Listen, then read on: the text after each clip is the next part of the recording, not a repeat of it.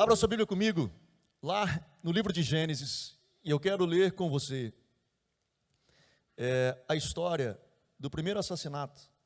Eu digo, rapaz, vou para a igreja no domingo. Pensei, eu vou lá escutar uma história abençoada. E aí o cara começa, isso aí, mano, vai dar certo no final, eu acho. Gênesis capítulo 4, o verso 1 diz assim: Adão teve relações com Eva, sua mulher, ela ficou grávida e deu à luz a Caim. Então ela disse, adquiri um varão com o auxílio do Senhor. Depois deu à luz Abel, irmão de Caim. Abel foi pastor de ovelhas e Caim foi agricultor. Aconteceu que ao fim de um certo tempo, Caim trouxe do fruto da terra uma oferta ao Senhor. Abel, por sua vez, trouxe das primícias do seu rebanho e da gordura deste. O Senhor se agradou da oferta de Abel e de sua oferta, mas de Caim e de sua oferta não se agradou. Caim ficou muito irritado e fechou a cara. Então o Senhor lhe disse, por que você anda irritado? Por que essa cara fechada? Se fizer o que é certo, não é verdade que você será aceito? Mas se não fizer o que é certo, eis que o pecado está à porta, à sua espera. O desejo dele será contra você, mas é necessário que você o domine. Amém. Pai, abençoa, Senhor, a tua palavra nessa noite. Que, Senhor, possamos ser ministrados por ti. Espírito Santo, fala conosco, nos ministre. Nós abrimos o nosso coração, abrimos o nosso espírito para receber de ti, em nome de Jesus. Amém. Amém. Como eu falei no início, essa é a história do primeiro assassinato, cara, que acontece dentro de casa. A Bíblia diz que Adão teve relacionamento com Eva e tiveram um filho. O primeiro filho se chamou Caim. E o texto diz que Eva agradece a Deus pelo filho e reconhece que este filho só existiu porque Deus abençoou. Deus abençoa o relacionamento deles e o fruto disso é o Caim. Depois disso ela tem outra relação e nasce Abel. Ela reconhece, obviamente, ela sabe que é bênção de Deus, os seus filhos, mas o texto não fala de Abel, fala só de Caim. E como uma mulher que caminhou com Deus e conheceu a Deus no período do Éden, ali no jardim, ela tinha intimidade, ela, por causa do pecado, são tirados do Éden. Mas ela tinha relacionamento com Deus, e ela amava a Deus. Tanto Adão quanto Eva amavam a Deus. Foram retirados do jardim, mas tinham relacionamento com Deus, seguindo ao Senhor. E ensinaram os seus filhos a importância de adorar a Deus, de entregar-se ao Senhor, de continuar indo em direção a Deus e expressar um coração grato, um coração de honra. Chega o tempo que os filhos, entendendo isso, sabendo da importância que aprenderam dos seus pais de honrar a Deus, ambos vêm para entregar uma oferta a Deus. Abel era um cara mais voltado aos animais, ele criava animais, tinha seus animais ali. E a Bíblia diz que Abel retira das primícias dos seus animais e da gordura e traz ao Senhor. Caim já era agricultor, era mais do campo ali, da lida dos vegetais. E ele então traz daquilo que ele produzia uma oferta. A resposta de Deus para essa oferta foi que Deus aceitou a Abel e a sua oferta, mas rejeitou a Caim e a sua oferta. E a gente fica pensando, o que será de tão sério que Caim fez para Deus não só rejeitar a oferta dele, mas rejeitar o próprio Caim?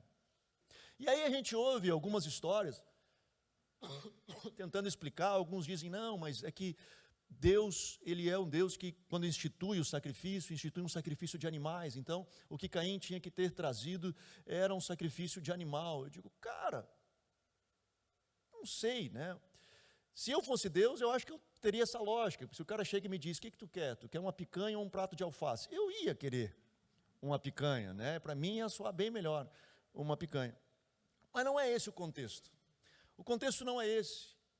O contexto é que existe uma palavra ou uma frasezinha que é diferente de uma oferta para outra oferta.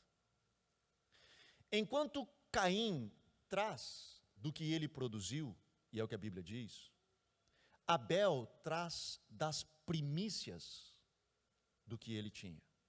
Em outras palavras, o que o texto está dizendo é, quando prepararam a oferta para trazer ao Senhor, Abel no seu coração disse, cara, eu não posso levar qualquer coisa, eu não posso entregar qualquer coisa, o que eu tenho de melhor? O que é mais precioso que eu tenho? E o mais precioso que ele tem, ele junta e ele entrega ao Senhor. Caim vem e também entrega ao Senhor. Se eu estou de fora olhando a entrega, me parece que ambos entregaram e está tudo certo. E não faria sentido para mim dizer assim, por que Deus aceita um e rejeita outro, se eu não conseguisse conhecer o coração daquele que ofertava. E no coração daquele que ofertava, tem uma discrepância enorme. Enquanto um está cumprindo um ritual que aprendeu dos seus pais, dizendo, cara, tu tem que ir lá e ofertar, entregar alguma coisa lá, porque afinal Deus é bom, tu tem que ir lá entregar alguma coisa, e ele, tá bom, então eu vou lá entregar alguma coisa. O outro entendeu o porquê ele faz o que faz. Ele não estava cumprindo um rito, ele não estava atrás de algo que disseram, cara, tem que fazer isso, bom, então eu estou fazendo isso porque me disseram que tem que fazer. Cara, isso é muito forte, porque acaba expondo no nosso meio algo que a gente tem dificuldade de compreender, porque nós vemos a multidão fazendo coisas, nós vemos o povo fazendo coisas, e esse que faz coisas, ele faz igual o que está do lado, ele faz. Mas eu não tenho condições de analisar a intenção do seu coração. E é aí que nós vemos a diferença, de que muitas pessoas que entram por aquela porta, elas estão atrás de uma religião para seguir, e não de um Deus a se relacionar. Elas estão atrás de um grupo de coisas, para o que eu preciso fazer? Não, tu faz isso, tu faz aquilo, tu faz aquele outro. E elas fazem isso. Só que elas estão distantes do Deus a quem elas fazem isso. Porque elas estão preocupadas em cumprir uma lista de coisas. Elas vêm atrás de uma religião a seguir, e não de um Deus a se relacionar. Isso é muito sério. Porque olha só, isso nós estamos vendo no início de tudo, cara. É lá no início de tudo. Deus está pegando os primeiros filhos da humanidade, e Ele diz, deixa eu ensinar um negócio para vocês. Cara, eu quero o teu coração. Não é só o que tu faz, não é só tu fazer coisas, eu te quero. Eu quero o teu coração, eu quero a intenção do teu coração voltada para mim, é isso que eu quero. Nós vemos Jesus lá depois, anos depois, milhares de anos depois. Você talvez vai lembrar dessa história, mas é uma história até às vezes estranha, da gente entender o contexto dela, porque Jesus está caminhando e vê uma figueira, e essa figueira ela tinha folhas. E ele chega nessa figueira, ele estava com fome, ele chega para comer da figueira, e ela não tem frutos. E a Bíblia diz que não era a época de dar frutos. E aí Jesus chega, não tem frutos, ele amaldiçoa aquela figueira, e ele sai. E ele vai fazer outras coisas, a Bíblia revela, né, descreve que ele foi fazer outras coisas, e ele retorna depois, no outro dia. E os discípulos olham e dizem, Jesus, a figueira que tu amaldiçoou morreu. E a gente fica assim, cara, para que Jesus fez isso? Se não era tempo de figos, não era tempo, não ia ter figos. Ele fez só para dizer, eu sou poderoso, eu faço o que eu quero. Será que ele estava mostrando o seu poder aos seus discípulos e mostrando, cara, eu sou todo poderoso, e se eu abençoar, vai ser abençoado, se eu amaldiçoar, vai ser amaldiçoado, fica num pé só, que se tu ratear comigo, já era, maluco, né? Caio matando. Então, todo mundo aqui, que nem criança, na escolinha, fica... Cara, não era isso. Porque era natural de uma figueira, tendo aquelas folhas que ela tinha, de ter fruto. Quando ela tinha folhas daquele jeito, mesmo que não era época de frutos, mas se ela tinha as folhas, é porque ela necessariamente teria os frutos. Então, não era período, mas Jesus olha e diz, cara, mas ela está teoricamente dando fora de estação. E ele chega para ela para comer e não tinha frutos. Ou seja, ela tinha uma aparência de quem tinha frutos, mas na verdade ela não tinha frutos. E Jesus nos dá uma lição, de que, cara, não é o que você aparenta ser. Não é o que parece. Eu não estou preocupado com o teu estereótipo, com a propaganda que tu vende. Eu estou preocupado com o teu coração. Tanto que Jesus, melhor, através de Paulo, ele nos ensina em 1 Coríntios 13, cara, eu posso pegar todos os meus bens e fazer uma oferta enorme, entregar tudo como oferta, mas se eu não tiver coração, se eu não tiver amor, serve para nada. Porque não é a oferta pela oferta. Eu quero saber aonde está o teu coração. Porque é disso que Jesus está atrás. Ele está atrás do teu coração. Tanto que Jesus diz, não é o que entra que contamina o homem, mas é o que sai, porque o que sai procede lá de dentro, é das fontes da vida, é do teu coração. E é ali que Provérbios diz, se puder guarda puro.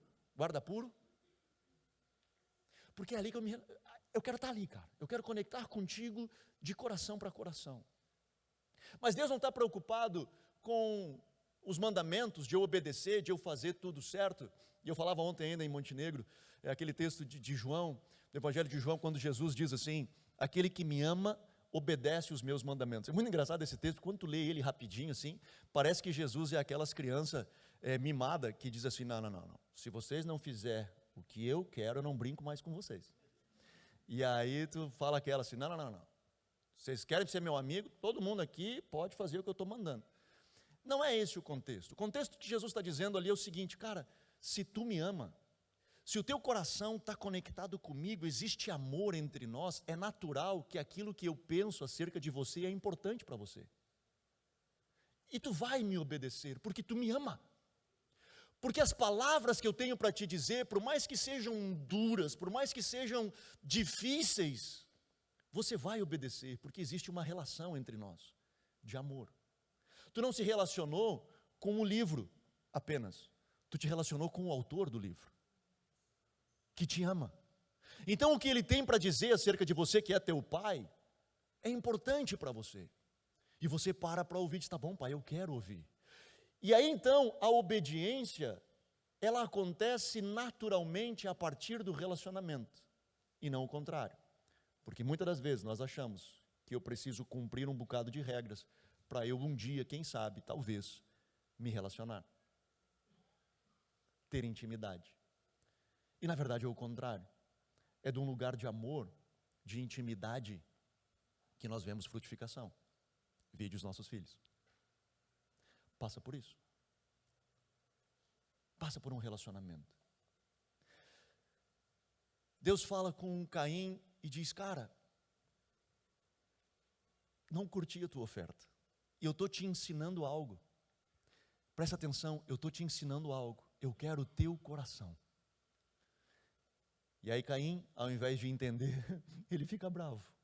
Ele fica irritado. E olha que interessante. Ele começa a maquinar o mal. Ao invés dele olhar e dizer, cara, por que será que Deus me rejeitou e aceitou a oferta do meu irmão? Dizer, ô meu irmão, vem cá, me explica aqui. O que tu fez que eu não fiz? O que tem de diferente entre nós? Deixa eu aprender, porque eu quero viver o que tu está vivendo. Ao invés dele se humilhar e dizer assim, cara, deixa eu entender, ele pensou assim, cara, eu vou matar esse maluco. Que eu vou acabar com a minha ameaça. Porque eu não quero sair dessa posição, então eu vou eliminar tudo que ameace esse ambiente que eu estou, porque eu quero reproduzir isso tudo. E começou a pensar o mal, maquinar o mal. Deus, sabendo do mal que ele maquinava, sem ele ter feito nada, ele não tinha feito mal nenhum, ele só estava pensando, ele estava no seu coração, colocando o mal, ele não tinha feito nada. Deus chega para ele e diz assim: ô Caim, que cara é essa, velho? Está diferente? Não é nada não, nada não. Parece a mulher do cara, né? Quando chega no cara assim. Não, mas eu te conheço. Pode falar. Não, nada não.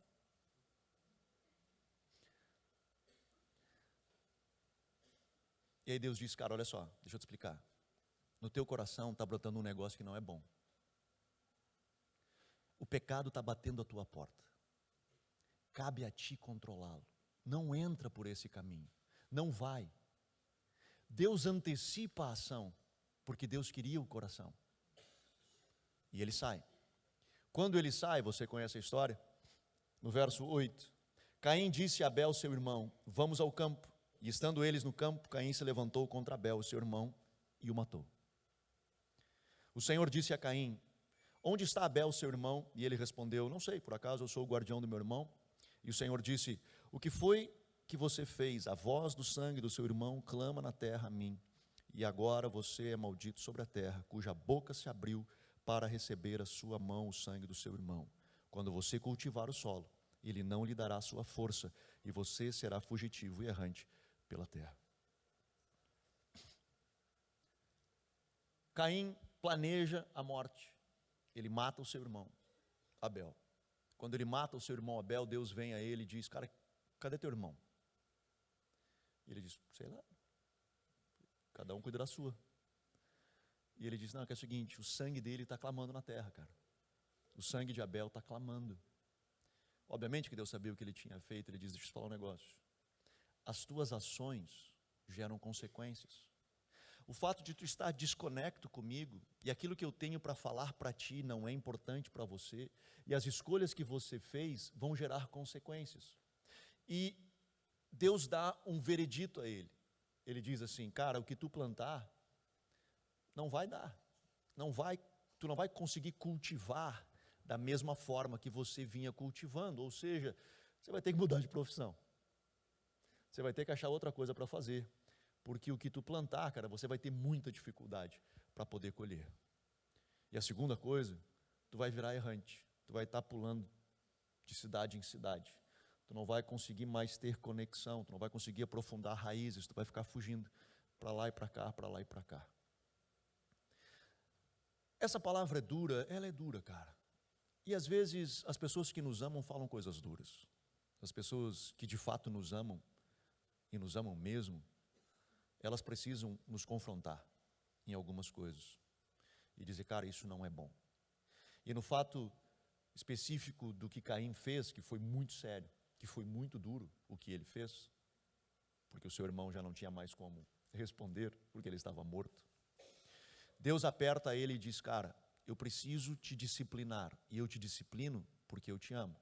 Lembra o texto de Hebreus, capítulo 12, que o pai disciplina todo que recebe por filho, açoita todo que recebe por filho. Deus nos disciplina, e nos disciplina porque nos ama. Ele nos disciplina porque Ele quer que nós venhamos a ser cada vez mais parecidos com Ele. Ele disciplina Caim. Mas na disciplina de Caim, Deus estava dizendo mais ou menos assim: cara, tu vai passar um perrengue, mas deixa eu te falar um negócio. Eu quero o teu coração. Essa era a lição. Eu quero o teu coração. E nessa hora, era a hora de Caim dizer: Deus, cara, eu não sei, eu só sei plantar. Eu só sei plantar. Eu não sei fazer mais nada, eu só sei plantar.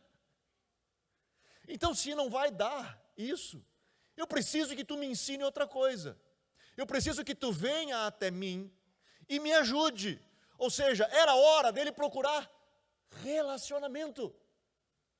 Era hora dele se aproximar de Deus e procurar relacionamento. Dizer: Senhor, eu não consigo, eu não sei dar um próximo passo. Eu preciso de Ti.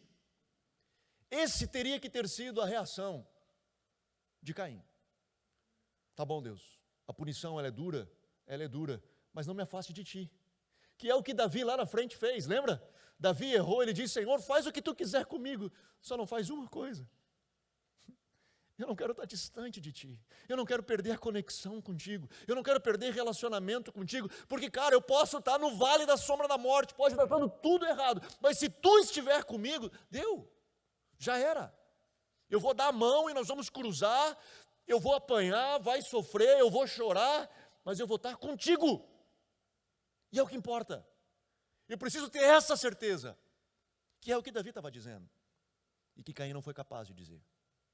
E aí vem talvez a parte, ao meu ver, a parte mais triste dessa história, que é o que ele responde depois. Ele diz assim, em resposta à palavra de Deus, ele diz, verso 13, então Caim disse ao Senhor, meu castigo é tão grande, não poderei suportá-lo. De fato, foi um baque, mas a resposta que a gente esperava era essa que eu acabei de dizer, mas ao invés disso, ele diz o que eu comentei, de que para mim é a parte mais triste. Ele diz assim, eis que hoje me expulsas da face da terra, e da tua presença terei de me esconder.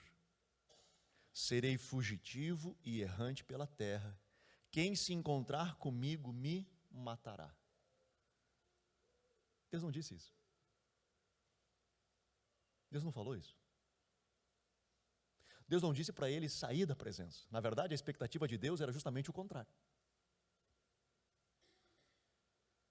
Mas como é comum, cara, quando a gente se aperta e parece que não vê que Deus vem ao nosso favor, ao invés de nós corrermos para Deus, nós corremos de Deus. Ao invés de nós caminharmos a passos largos para Deus, dizendo, Deus, olha só, eu não sei o que está acontecendo comigo, não faz sentido para mim, como diria o meu amigo, né? Eu tinha um amigo que dizia assim, cara, eu sei que a Bíblia diz que Deus não faz acepção de pessoas, mas comigo Ele faz, porque não tem jeito, cara, não pode. Tanta tristezão acontecer comigo, não é comum isso acontecer. Mesmo que fosse assim, eu teria que correr para Ele, porque eu não tenho onde mais buscar resposta. Não existe outro lugar aonde eu vá encontrar resposta. E ele diz, Senhor, eu vou ter que fugir da tua presença, me afastar de ti. Olha o decreto que tu está me dando, de que eu não vou mais poder chegar até ti. Não, Deus não disse isso. Em nenhum momento ele disse isso. E aí depois ele diz, eu vou ser perseguido e as pessoas que me virem me matarão. A história continua, eu não vou ler, mas Deus diz, não, cara, não vão te matar. Fica tranquilo, não vão te matar. Vou te botar um sinal, ninguém vai te matar, não vai acontecer, fica tranquilo. E não vão te matar por uma razão, eu te quero.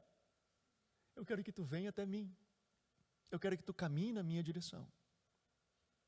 Mas me parece que não foi esse o desfecho que teve Caim.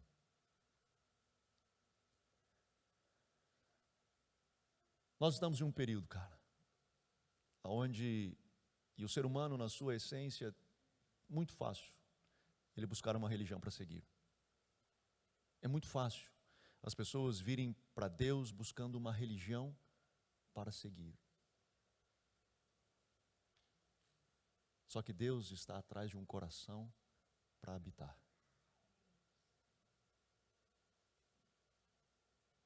Ele está atrás do seu coração. Ele está atrás do seu coração para estar contigo, para habitar contigo. Encerrava o culto da tarde hoje falando disso, na hora da oração. Eu dizia, cara, quando a gente fala de oração, por exemplo, a gente fica sempre devendo. A gente vai sempre ficar devendo. Toda vez que a gente fizer uma pregação sobre oração, a gente vai pegar todo mundo, porque todo mundo vai ficar devendo. Porque tem uns que não oram nada, tem outros que oram 2 minutos, tem outros que oram 15 minutos, tem outros que oram 2 horas. Mas o mesmo cara que ora 2 horas por dia, vai ficar devendo, porque a Bíblia diz que nós devemos de orar sem cessar. Quando a gente fala de intimidade, é a mesma coisa. A gente sempre vai ficar devendo, porque a gente sempre vai estar atrás. Sempre existe mais para a gente conhecer. Sempre existe um caminho mais para nós andarmos. Então sim, cara, se eu falar de relacionamento, eu vou pegar todos vocês, porque todos nós estamos em um processo. Mas entre nós estarmos em um processo e nós não termos processo algum, isso é uma diferença enorme.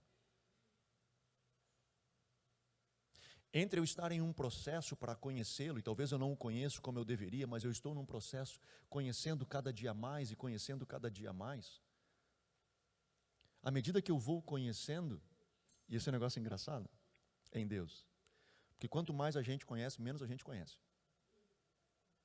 Quando mais a gente vai aprendendo, mais a gente descobre que tem muita coisa que a gente não sabia que existe, que precisa conhecer. E isso é tão forte, que os 24 anciãos e os seres viventes estão nesse momento diante do trono, olhando para Deus e descobrindo dele, cada face dele, e todos os dias eles veem uma face nova, e todos os dias eles dizem: santo, santo, santo é o Senhor Deus Todo-Poderoso, aquele que era, que é e que há de vir.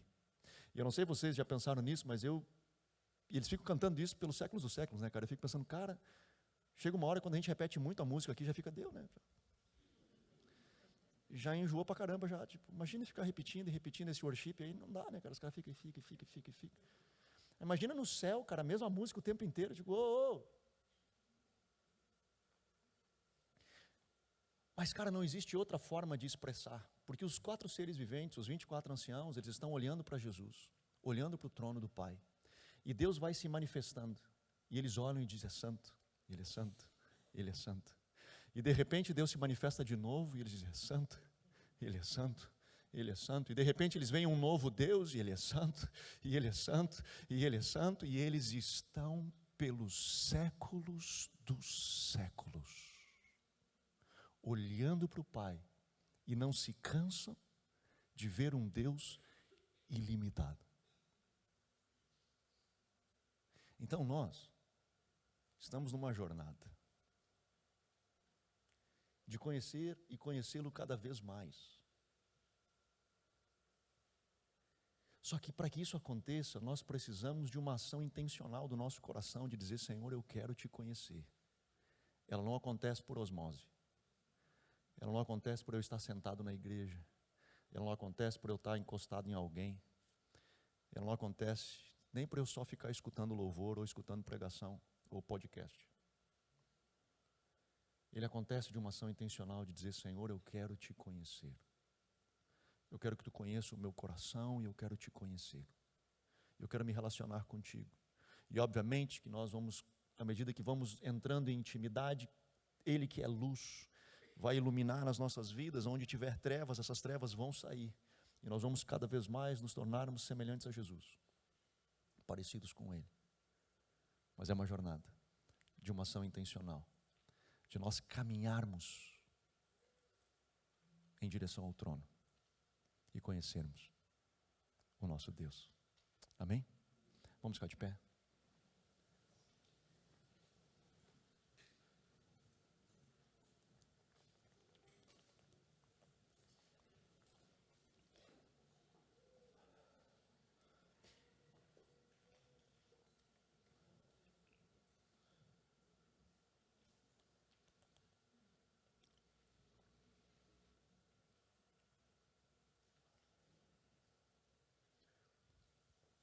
Aleluia.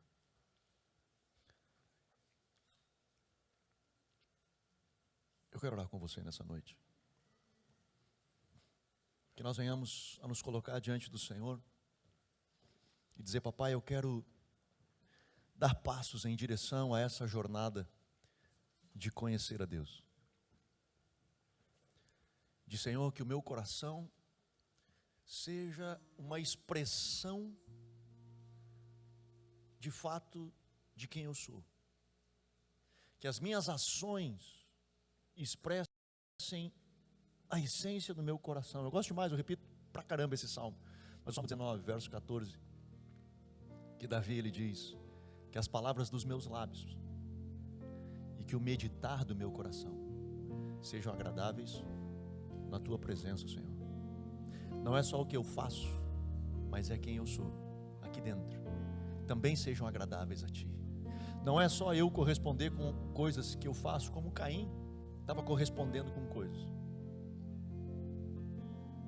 fazendo o que disseram para ele que se faz. Tem que entregar o negócio para Deus, então eu vou entregar o negócio para Deus. Cara, Deus não está preocupado com o que você vai entregar ou fazer. Deus está atrás do seu coração. Deus está atrás do seu coração.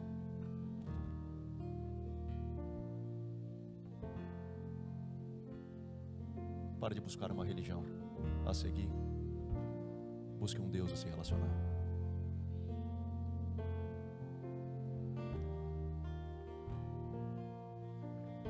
Vamos adorar por uns instantes. Depois eu quero orar com você, em nome de Jesus. Aleluia. Aqueça o meu coração pra percorrer o caminho que tens pra mim. Mesmo que seja dor, eu quero prosseguir ao teu encontro.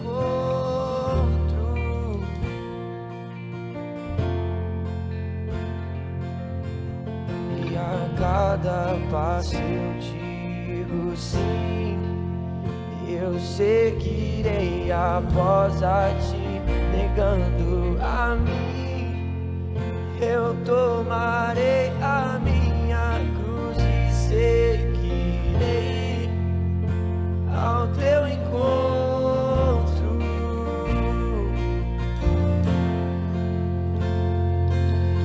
Dá-me um coração disposto, eu largarei tudo por você. Só quero estar contigo, Jesus. Só quero estar contigo, Jesus. Eu não quero prata nem ouro, eu só quero te conhecer. Só quero estar contigo, Jesus. Só quero estar contigo, Jesus. Papai, eu oro, Senhor, nessa noite. Eu oro, Senhor, por cada um dos teus filhos. Senhor, que haja fome, que haja sede, Senhor, nos nossos corações por Ti, Jesus. Senhor, assim como Davi que dizia: até a minha carne anseia pelo Deus vivo. Senhor, que o nosso corpo, a nossa mente, o nosso espírito clame pelo encontro contigo. Não, Senhor, de uma estrutura religiosa, não, Senhor, num conjunto de regras a serem cumpridas, mas, Senhor, numa relação de coração para coração, aonde os nossos corações se encontram, aonde, Senhor, nós podemos derramar as nossas vidas diante de Ti, aonde, Senhor, as nossas atitudes, elas de fato correspondam ao nosso coração. Que não sejamos, Senhor, como várias vezes, Pai, a Tua palavra se refere ao povo de Israel, dizendo: a Tua boca fala, Tuas mãos fazem, mas o Teu coração está longe. Senhor, que o nosso coração esteja conectado contigo.